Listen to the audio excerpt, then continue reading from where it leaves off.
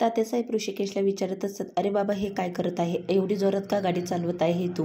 ऋषिकेश विचारत असतो की मला तुम्ही खरं खरं सांगा की मला मारायला माणसं कुणी पाठवले होते. पण तात्यासाहेब काही केलं खरं बोलती नाही आणि ऋषिकेश त्यांच्याकडून खरं ऐकण्याची ऋषिकेश ते प्रयत्न करत असतो. आणि इकडे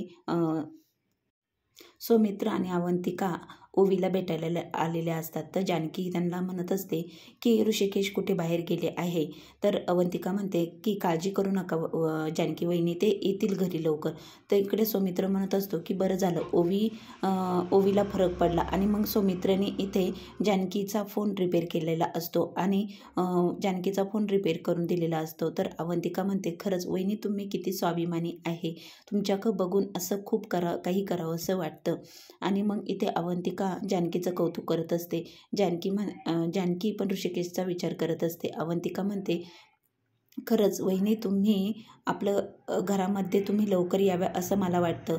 तेव्हा जानकी सौमित्रला सांगत असते. इकडे ऋषिकेश तात्यासाहेबांना बाहेर गाडीमध्ये घेऊन आलेला असतो आणि त्यांच्याकडून खरं ऐकण्याचा प्रयत्न करत असतो. मग तात्यासाहेब म्हणतात, अरे काय करत आहे ऋषिकेश तू, हे गाडी जरा हळू चालव, पुढे बघ, पुढे गाड्या येत आहे, एवढी जोरात का गाडी चालवत आहे आणि काय करत आहे तू आता हे.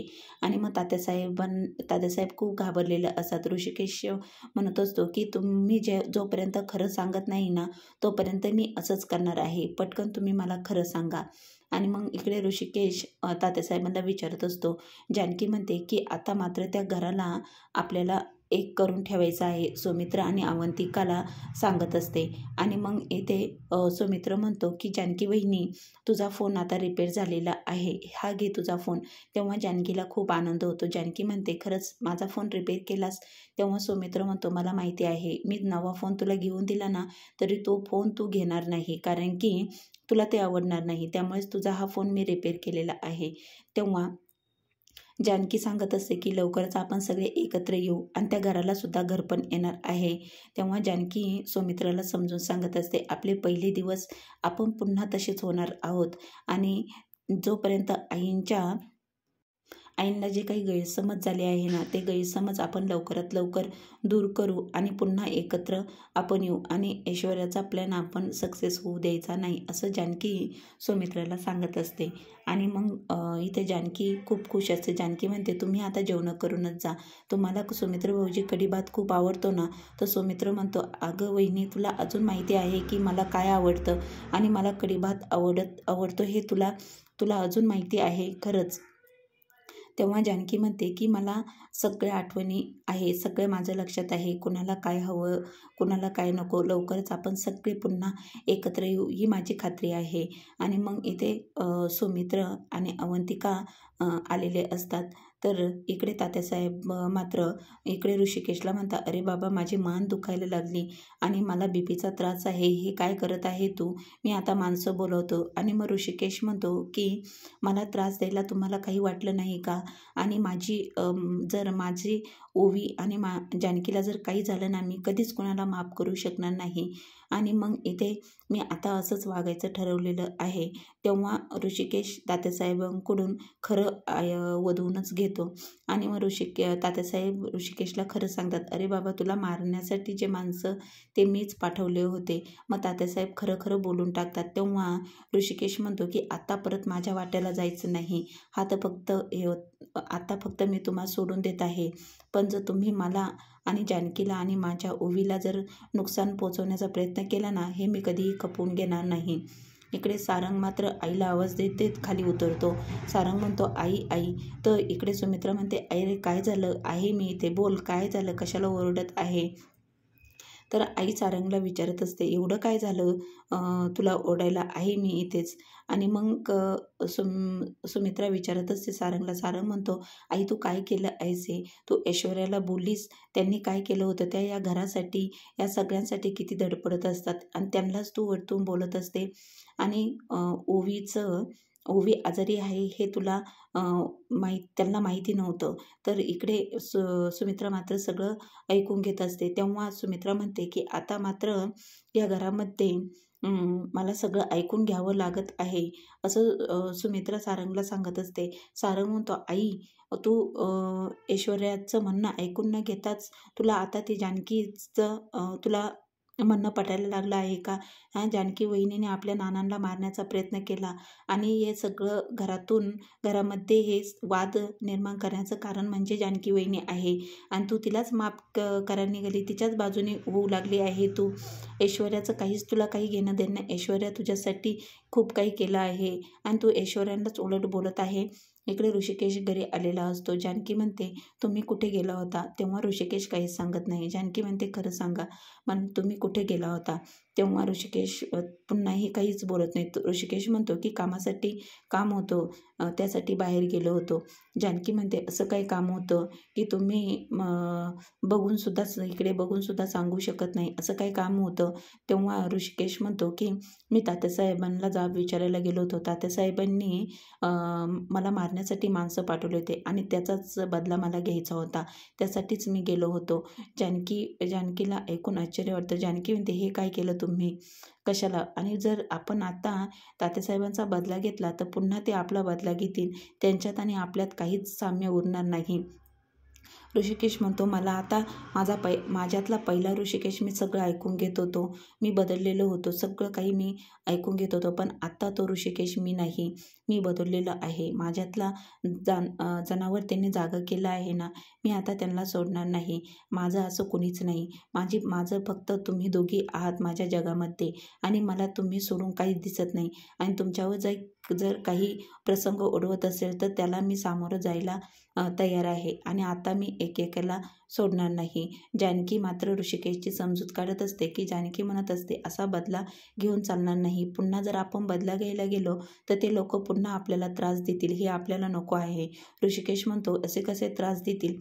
आता मी मात्र त्यांना सोडणार नाही, कारण की मला स्वतःला बदलून घेतला आहे. माझ्यातला ऋषिकेश आता मी जागा केला आहे. आणि मग इकडे सारंग मात्र आईला जाब विचारत असतो की ऐश्वर्याला तू का रागवलीस, का बोललीस? ऐश्वर्याने एवढं काही केलं आणि तिलाच वरून एवढं बोललीस. अवंतिका इथे म्हणते की काय बोलत आहे सारंग भाऊजी तुम्ही? ओवी तिकडे मरणाच्या दारातून परत आली आहे. सौमित्र म्हणतो, अरे तुझा ओवीचा लाडका काका तूच होतास. तुलाच ती खूप तुझं आणि तिचं बॉइंड चांगलं होतं आणि तुला ती खूप मानायची आणि आज ओवी मरणाच्या दारातून परत आलेली आहे आणि ते सगळं विचारायचं सोडून तू ह्या बाईचा कैवार घेत आहे, हिचं सांगत आहे, असं सौमित्र म्हणत असतो. तुझ्या याची दाद द्यायला पाहिजे, असं सौमित्र म्हणतो. अवंतिका म्हणते, यांची नाही, ऐश्वर्याच्या कामाची दाद द्यायला पाहिजे. ऐश्वर्याने हे सगळं हातात घेतलं आहे. सारंगभाऊंची सुद्धा ऐश्वर्याचं ऐकत आहे. किती मूर्खपणा आहे हा. आणि मग आई पण तिथेच असतात आणि मग सारंग आणि सौमित्रमध्ये वाद होतात आणि अवंतिका म्हणते, खरंच मला तर वाटत होतं तुम्ही खूप तुम्हाला शाबासकी तुमच्या भोळेपणाची द्यावी की तुमच्या मूर्खपणाची द्यावी, हेच मला कळत नाही. ह्या बाईने तुम्हाला असं काय केलं, काय जादू केली आहे की तुम्ही सगळं काही विसरलात, त्या लाडक्या ओवीला सुद्धा विसरला. हे ऐकून सारंगला धक्काच बसतो. पण सारंग म्हणतो, ओवी आता बरी झालेली आहे आणि ऐश्वर्याला माहीत नव्हतं. मग इथे सौमित्र म्हणतो की अरे काय बोलत आहे, खरंच तू मूर्ख आहे, मूर्ख, असं सौमित्र सारंगला सांगत असतो आणि शब्दाने त्यांचा वाद सुरू व्हायला तयार होतो. आणि सौमित्र म्हणतो की ह्या बाईला घरातून, ऐश्वर्याला घराच्या बाहेर काढा आणि जानकी वहिनीला परत मानाने घरात आणा. सारंगला खूप राग येतो. सारंग म्हणतो, सौमित्र तू ऐश्वर्याबद्दल असं बोलू शकत नाही, हे मी ऐकून घेणार नाही, तू काय बोलत आहे?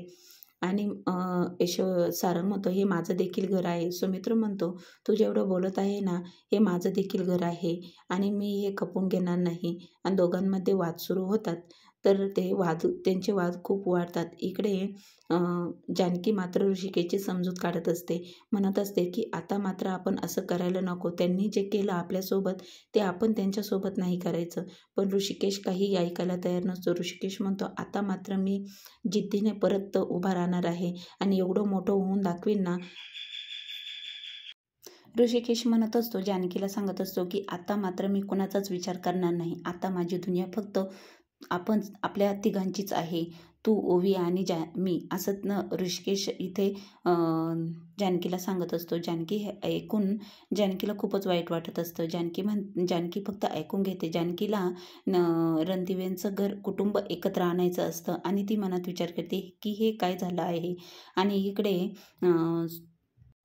इकडे ऐश्वर्या मात्र सारंगला म्हणत असते जाऊ द्या काही नाही. आणि मग इथे सारंगचं आणि सुमित्राचं भांडण सुरू होतं. दोघांची झटापट होते आणि मग इथे ऐश्वर्या त्यांना सोडत असते आणि दोघांच्या झटापटीमध्ये आईला धक्का लागतो आणि आई खाली पडतात. इकडे अवंतिका म्हणते की हे काय झालं. मग आईला इथे डोक्याला लागलेलं असतं आणि आई खाली पडलेल्या असतात. आता आईला काय झालं असेल आणि इकडे ऋषिकेश जानकी ते पुन्हा रणदेव्यांच्या घरी येतील का. हे सगळं पुन्हा त्यांचं कुटुंब एकत्र येईल का. असेच नवनवीन एपिसोड बघण्यासाठी चॅनलला लाईक आणि सबस्क्राईब करा.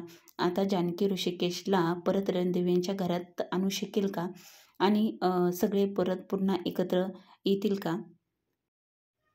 आणि मग इकडे जानकी ऋषिकेशची समजूत काढत असते आणि तिकडं मात्र आई बेशुद्ध झालेली असते.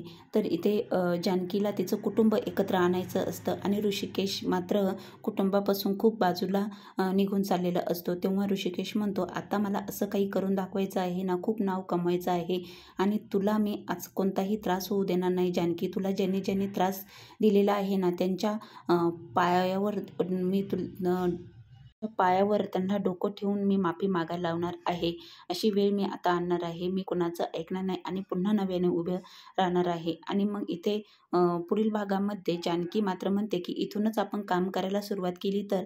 मग जानकी मात्र रणदिव्यांच्या घरी जाण्यासाठी बिझनेस चालू करते. आता जानकी तिचा पराक्रम चालू करणार आहे आणि त्या कामामध्ये ती यशस्वी होईल का. रणदिव्यांचं कुटुंब ती पुन्हा परत एकत्र आणू शकेल का. ऐश्वर्याचा प्लॅन सक्सेस होईल. हे सगळे बघण्यासाठी पुढील एपिसोडमध्ये लाईक आणि सबस्क्राईब करा.